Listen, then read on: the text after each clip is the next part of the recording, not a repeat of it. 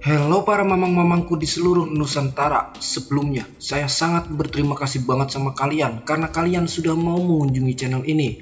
Dan juga terima kasih buat kalian yang sudah mau support channel ini.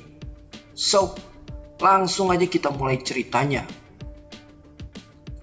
Di chapter 61 sebelumnya, kita telah melihat pertarungan Wukong dengan roh darah bumi, dan disambung juga dengan pertarungan Gautama dengan para dewa hingga menyebabkan Guan Yin meninggalkan satu benih iblis di tubuhnya.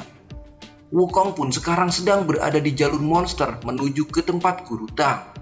Dan di chapter 62 kali ini, cerita pun diawali dengan membawa kita ke Guan Yin yang kini telah menjadi monster buas. Guan Yin mengatakan, "Hai Gautama, kamu menghadapi para dewa sendirian." Sambil melompat turun, Sun Moon mengatakan, "Hai Gautama, kau seharusnya tidak menghalangi kami, dan Guan Yin tidak akan dirasuki oleh iblis." Gautama mengatakan, "Guan Yin, ini aku tak pandai menjaga."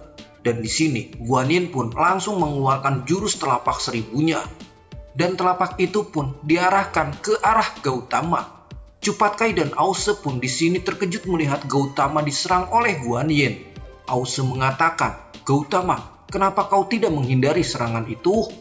Mendapatkan luka fatal, Gautama telah terpental oleh serangan dari Guan Yin. Guan Yin mengatakan, "Itulah balasanku untukmu Gautama. Aku tidak akan membunuhmu."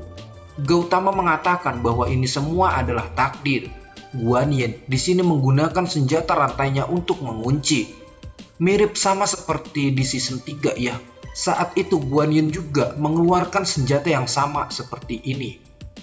Next, Guan Yin juga mengatakan karena tubuh ini penuh dengan dosa, dan Guan Yin di sini mengikat Gautama dengan rantai-rantainya hingga Gautama pun kini sudah tidak bisa bergerak lagi di rantai Guan Yin. Tiba-tiba saja rantai-rantai itu pun terputus, dan itu adalah Jenderal Timur yang menyelamatkan Gautama. Jenderal Timur mengatakan, "Hai Gautama, kita telah impas. Saat ini kamu sedang terdesak." Dan Gautama pun di sini mengucapkan terima kasih kepada Jenderal Timur. Jenderal Timur mengatakan, "Tidak usah kau pikirkan soal itu. Mari kita atasi Guan Yin terlebih dahulu." Dengan sangat seram, Guan Yin mengatakan, "Kalian sungguh berani. Apakah kalian ingin memberontak?" Dan tiba-tiba saja di sini Sun Moon melompat dari atas. Sun Moon mengatakan, "Guan Yin, Gautama yang memegang kendali surga. Kalian semua harus mati." Sambil bersiap menghunuskan pedangnya, Sun Moon mengatakan, "Rasakanlah pedangku ini akan membunuhmu." Sun Moon pun langsung mengarahkan pedangnya itu ke arah Guan Yin. Tapi di sini Guan Yin sudah menggunakan 1000 tangannya untuk menghentikan pedang dari Sun Moon. Guan Yin juga mengatakan, "Hai Sun Moon, trikmu ini adalah trik murahan yang tidak berguna." Kini, Sun Moon dan Guan Yin pun saling berhadapan dengan senjatanya masing-masing. Sedangkan para prajurit yang melihat pertempuran itu pun terkejut. Pedang matahari dan bulan juga di sini terpental tidak beraturan. Ause mengatakan agar semuanya berhati-hati. Jenderal Mata Tiga di sini belum melakukan gerakan apapun untuk Guan Yin. Guan Yin mengatakan bahwa pedang dari Sun Moon sangatlah lemah. Dan di sini semua pedang milik Sun Moon pun telah hancur oleh kekuatan Guan Yin. Sun Moon pun di sini tidak percaya karena pedang matahari dan bulannya dibuat hancur dengan mudah. Sedangkan Guan Yin di sini langsung menyerang Sun Moon. Guan Yin juga mengatakan, "Matilah kau." Tapi tiba-tiba ada ksatria baru yang mencoba untuk menyelamatkan Sun Moon dan menghajar Guan Yin. Ksatria itu juga mengatakan agar jangan melupakan dirinya. Dan ksatria itu langsung menebaskan pedangnya ke arah Guan Yin. Tapi di sini Guan Yin dengan sangat mudah mengalahkan ksatria itu hingga pedang Guan Yin pun tembus ke kepalanya. Guan Yin mengatakan, "Mati sajalah kau." Dengan sangat berkeringat Sun Moon mengatakan, "Hai Guan Yin, kau membunuh orang tanpa pandang bulu. Kau tidak pantas berada di surga." Dengan mata yang sudah menyala membara, Guan Yin mengatakan, "Benarkah aku tidak pantas di surga? Jadi aku akan meratakan surga itu." Ribuan tangan Guan Yin sudah membawa senjata semua. Kini Guan Yin pun ingin membunuh mereka yang ada di tempat itu. Dari mulai Jenderal Langit Timur, Jenderal Barat, Jenderal Mata Tiga, Ause telah menerima serangan dari Guan Yin, tapi tidak dengan Cupat Kai. Cepat Kai di sini berhasil melarikan diri.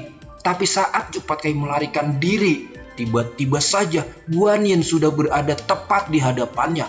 Hingga Cepat Kai pun melompat mundur.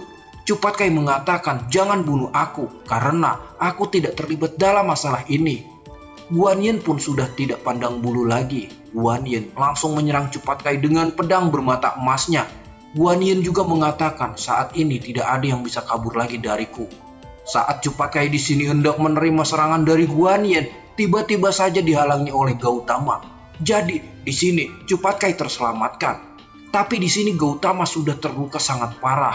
Guan Yin mengatakan, "Ribuan dosa ada di Gautama. Jangan melanggar 8 sila." Dan Guan Yin pun langsung menusukkan jarinya ke arah Gautama. Hingga Gautama pun di sini tidak dapat menahannya. Guan Yin mengatakan, "Hai Gautama, matilah kau." Darah dari Gautama pun muncrat keluar. Hingga kini Gautama pun sudah terluka sangat parah. Tiba-tiba saja di sini ada seperti angin topan. Angin itu pun langsung menangkap Gautama. Dan di sini Cepat Kai sangat terkejut. Cepat Kai juga mengatakan, "Monster apakah ini?" Sedangkan Guan Yin di sini terkejut melihatnya. Dan Guan Yin menyuruh mereka semua untuk minggir. Dan monster yang seperti angin topan itu pun pergi membawa Gautama. Guan Yin di sini mencoba untuk mengejarnya. Guan Yin juga mengatakan, "Hai, jangan bawa Tathagata." Dan tiba-tiba di sini muncullah monster besar. Monster besar itu pun langsung menyerang Guan Yin. Sedangkan Cepat Kai dan Ause di sini terkejut melihat monster itu karena monster itulah yang membunuh para prajurit naga dan langit. Dan di sini terlihat Guan Yin yang telah tertusuk oleh duri yang sangat tajam dari monster itu. Guan Yin mengatakan bahwa durinya telah menusuk ke dalam tubuhnya. Guan Yin mengatakan bahwa seluruh tubuhnya telah mati rasa.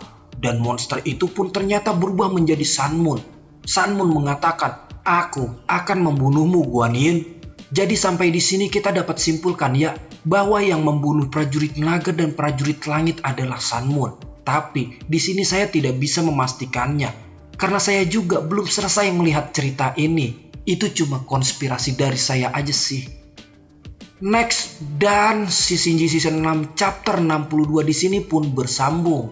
Langsung kita lanjut ke chapter selanjutnya aja ya. Dan buat kalian yang belum subscribe, langsung pencet tombol subscribe aja dan aktifin loncengnya. Biar kalian nggak ketinggalan chapter selanjutnya dari channel cerita saya. Dan jangan lupa juga untuk tinggalkan like. Karena dengan like dari Mamang, Mimin cerita saya akan lebih bersemangat menghadirkan video si Shinji chapter ini. Mimin di sini pamit and